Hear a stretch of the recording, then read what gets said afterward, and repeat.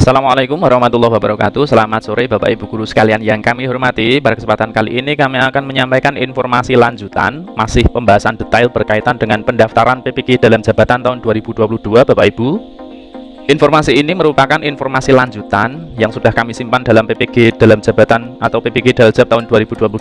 Bapak Ibu bisa cek di playlist PPG Daljab 2022. Setelah video sebelumnya kami sampaikan pra pendaftaran PPG 2022 untuk PPG dalam jabatan. Nah, untuk kali ini Bapak Ibu, ini adalah sangat penting, yaitu berkaitan dengan persyaratan, baik untuk persyaratan peserta maupun persyaratan administrasi atau berkas pendukung Bapak Ibu. Ini adalah hal yang sangat penting karena berkas-berkas ini nanti ada yang Bapak Ibu unggah dan ada yang tidak diunggah ya, seperti itu. Kami sangat berharap ini merupakan bagian dari pra pendaftaran PPG dalam jabatan tahun 2022. Harapan kami selanjutnya adalah Bapak Ibu bisa mempersiapkan dari sekarang apa saja nanti yang akan diunggah, sehingga nanti pada saat tanggal 10 Februari itu sudah dibuka di PPG simpkb.id itu sudah dibuka, Bapak Ibu akan siap untuk mendaftar dan mengunggah berkas serta persyaratan administrasi lainnya atau berkas pendukungnya Bapak Ibu. Sekali lagi silahkan disimak video ini sampai selesai karena nanti kami akan memperlihatkan juga untuk proses mengunggahnya serta seperti apa saja SK-SK yang diunggah ini. Seperti itu Bapak Ibu, kami akan bahas secara lebih detail supaya Bapak Ibu tidak ada kendala nanti dalam mempersiapkan persyaratan administrasi atau berkas pendukungnya Bapak Ibu.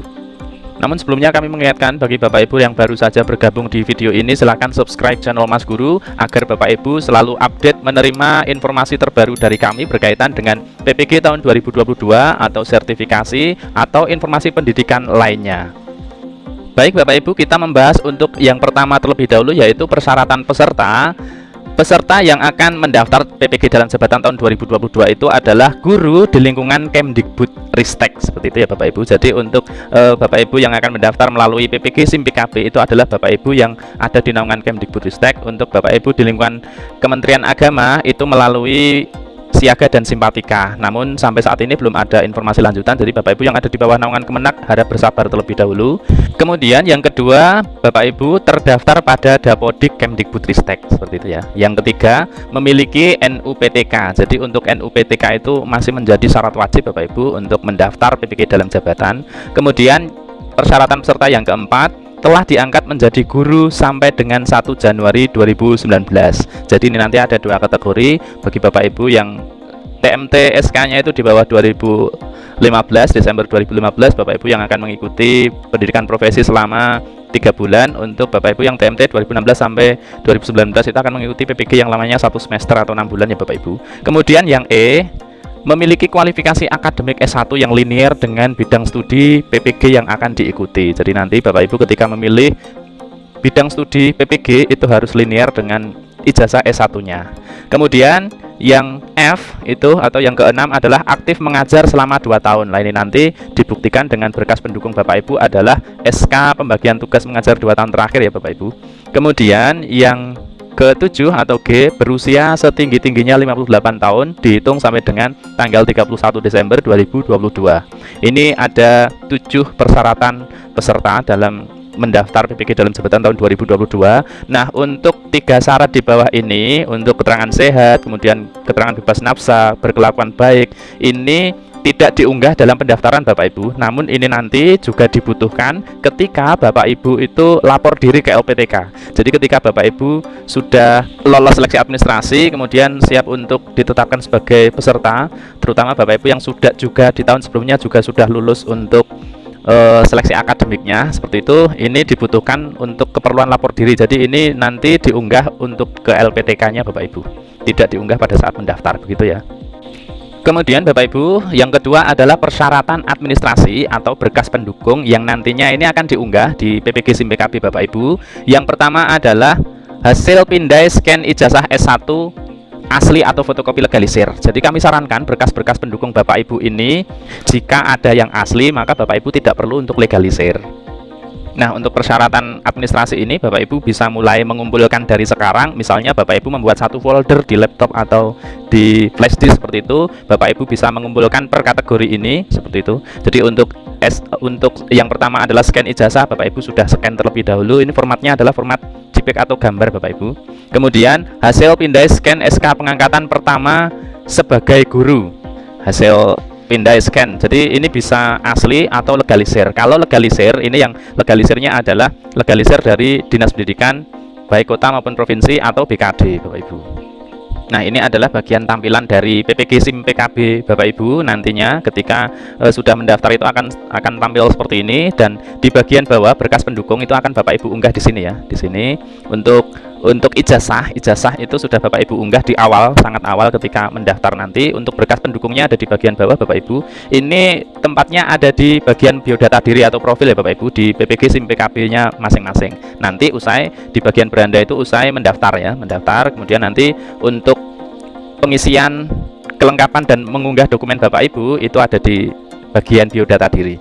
Nah, untuk SK pengangkatan pertama itu bisa menggunakan scan asli, SK asli, atau di sini fotokopi legalisir Dinas Pendidikan Provinsi, Kabupaten atau Kota bagi guru di sekolah negeri, atau legalisir ketua yayasan bagi guru di sekolah swasta. Ini sudah sangat jelas. Ini adalah profil untuk tahun sebelumnya Bapak Ibu, dan kami rasa nanti di tahun 2022 ini nanti juga hampir sama, bahkan bisa sama persis, ataupun jika ada perubahan itu tentu saja tidak akan banyak berubah Bapak Ibu. Nah, yang perlu diperhatikan berikutnya adalah Bapak Ibu, SK pengangkatan pertama sebagai guru ini pastikan yang diunggah adalah sesuai dengan TMT yang ada di Dapodik maupun di SIM PKB Bapak Ibu masing-masing ya, di biodata diri atau di profilnya itu harus sesuai. Jika SK-nya TMT 2016, berarti Bapak Ibu yang akan diunggah untuk SK pengangkatan pertama itu juga yang 2016 seperti itu. Ini untuk pengangkatan pertama. Kemudian yang ketiga Bapak Ibu, hasil pindai scan SK kenaikan pangkat terakhir bagi guru PNS ini bisa menggunakan asli atau juga fotokopi legalisir. Namun untuk fotokopi legalisir ini adalah ke Dinas Pendidikan baik kabupaten atau provinsi ya, atau juga bisa di BKD. Kemudian untuk SK pengangkatan bagi guru non PNS itu adalah SK pengangkatan 2 tahun terakhir Bapak Ibu. Jadi SK pengangkatan 2 tahun yang dijadikan satu file, nanti diunggah jadi satu gitu ya. Di bagian poin ketiga ini nanti dijadikan satu file seperti itu, jangan terpisah. Kemudian yang keempat, kami tegaskan terlebih dahulu Bapak Ibu. Jadi misal Bapak Ibu adalah PNS, hasil pindai scan SK pengangkatan pertama itu CPNS. Jika Bapak Ibu sudah memiliki SK PNS, maka di poin ketiga tadi yang diunggah adalah PNS-nya. Atau jika Bapak Ibu sudah kenaikan pangkat, yang tadinya PNS pengangkatan 3A, kemudian Bapak Ibu sudah kenaikan pangkat di 3B, maka yang diunggah adalah SK kenaikan pangkat yang terakhir. Ini bagi untuk Bapak Ibu yang PNS. Untuk Bapak Ibu yang honorer adalah SK pengangkatan 2 tahun terakhir. Seperti itu ya. Kemudian untuk yang D, nah ini untuk yang D adalah hasil pindai scan SK pembagian tugas mengajar 2 tahun terakhir. Nah ini penting Bapak Ibu, karena ini adalah scan SK pembagian tugas mengajar 2 tahun terakhir. Biasanya SK pembagian tugas itu ada setiap semester seperti itu ya, berarti ini adalah untuk 4 semester. Pastikan SK pembagian tugas Bapak Ibu itu bagian nama Bapak Ibu di stabilo terlebih dahulu, kemudian baru di scan. Nanti file dari ke-4 semester itu atau 2 tahun terakhir itu digabungkan juga menjadi satu. Jika itu file asli lebih baik, namun untuk file fotokopi harus dilegalisir, dan ini legalisirnya cukup kepala sekolah karena SK pembagian tugas mengajar yang mengeluarkan cukup sekolah Bapak Ibu. Baik, akan kami perlihatkan untuk contoh pemindai SK pembagian tugas mengajar ini yang diunggah di PPG berkas pendukung PPG SIM PKB-nya. Jadi nanti di bagian berkas pendukung itu Bapak Ibu akan mengunggah di bagian tombol sebelah kanan itu untuk lihat dan untuk edit seperti itu ya. Jadi sebelum nanti berkas Bapak Ibu itu diajukan, maka Bapak Ibu masih bisa untuk mengeditnya terlebih dahulu. Jika memang dirasa sudah yakin, sudah benar SK-nya tidak ada yang salah seperti itu, baru diajukan berkasnya. Di bagian sini untuk ajuan berkas seperti itu nanti tampilan Bapak Ibu. Baik, ini akan saya perlihatkan untuk pindai SK pembagian tugas mengajar 2 tahun terakhir. Ini saya buka terlebih dahulu. Jadi ini adalah SK-nya. Bapak Ibu bisa untuk namanya menggabungkan ya, dan bagian nama Bapak Ibu itu bisa di stabilo. Ini adalah contoh dari SK pembagian tugas mengajar. Bahkan di setiap semester itu skenanya beda-beda. Ini kan terlihat dari ini. Ini tidak masalah Bapak Ibu, dan yang penting nama Bapak Ibu itu ada di dalam pembagian tugas mengajar ini. Nanti akan dilihat juga nama-nama di setiap semester itu apakah ada semua atau tidak seperti itu. Ini adalah sebagai bukti Bapak Ibu mengajar 2 tahun terakhir. Ini dibuktikan dengan SK pembagian tugas mengajar 2 tahun terakhir. Jadi untuk pindai scan pembagian tugas ini bisa menggunakan asli, bisa juga menggunakan fotokopi legalisir kepala sekolah, cukup kepala sekolah.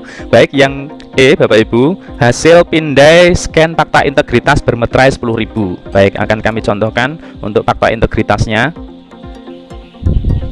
Bagian fakta integritas itu ada di bagian akhir ya, akhir di sini. Ya, ini adalah fakta integritasnya Bapak Ibu, dan dibubuhi meterai ya, dibubuhi meterai 10.000, kemudian di scan. Bapak Ibu bisa menggunakan scan kamera menggunakan HP, jika lebih baik adalah menggunakan scanner agar hasilnya lebih jelas. Nah, selain itu Bapak Ibu juga ada surat izin dari kepala sekolah atau ketua yayasan. Nah, Bapak Ibu nanti format-formatnya itu bisa mengunduh template-nya di bagian ini ya, PPG SIM PKB. Template-nya itu sudah ada di sini. Jadi misalnya fakta integritas ini Bapak Ibu bisa mengunduh di sini, tinggal mengedit. Kemudian untuk contoh surat izinnya juga sudah ada template-nya di sini. Bapak Ibu tinggal mengekliknya di sini. Untuk formatnya Bapak Ibu edit, kemudian yang bertanda tangan adalah kepala sekolah. Nah, ada pertanyaan, bagaimana dengan Bapak Ibu yang menjadi kepala sekolah, tanda tangannya ke siapa, seperti itu. Jadi ketika Bapak Ibu adalah calon peserta PPG itu sebagai kepala sekolah, maka Bapak Ibu juga bisa yang bertanda tangan di bawah itu adalah nama Bapak sendiri atau Bapak Ibu sendiri, itu bisa.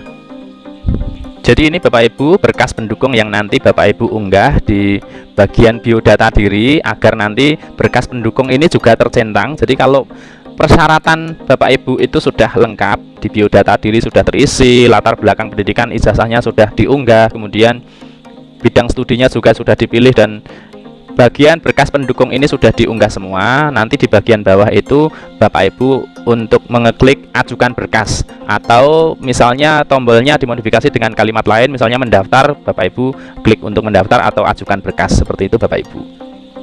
Jadi harapan kami semua berkas yang Bapak Ibu unggah, baik ijazah, pilihan bidang studinya, kemudian berkasnya Bapak Ibu itu semuanya sudah lengkap dan valid semuanya, sesuai semuanya, sehingga harapan kami adalah berkas Bapak Ibu itu nantinya disetujui. Jika ajuan data dari Bapak Ibu itu telah disetujui seperti ini, maka Bapak Ibu artinya dinyatakan lolos untuk seleksi administrasi ini Bapak Ibu. Namun untuk Bapak Ibu yang misalnya masih ada bagian yang salah, semoga itu hanya kekeliruan yang sedikit saja sehingga masih ada ditolak, namun bisa dilakukan perbaikan, dan perbaikannya itu hanya sekali Bapak Ibu. Silahkan manfaatkan yang sebaik-baiknya, pesan kami seperti itu. Demikian Bapak Ibu informasi yang bisa kami sampaikan dalam persyaratan peserta dan persyaratan administrasi atau berkas pendukung dalam pendaftaran PPG dalam jabatan tahun 2022 ini. Kami doakan Bapak Ibu semuanya dimudahkan, Bapak Ibu semuanya melewati tahapan ini dengan mudah, sehingga dalam pelaksanaan PPG dalam jabatan tahun 2022 itu Bapak Ibu bisa melalui dengan lancar, dan Bapak Ibu bisa lulus nanti di PPG dalam jabatan tahun 2022 ini. Demikian dari kami, kurang lebihnya mohon maaf. Apabila masih ada hal yang ingin didiskusikan, kita akan berdiskusi bersama-sama di kolom komentar. Dari saya akhiri. Assalamualaikum warahmatullahi wabarakatuh.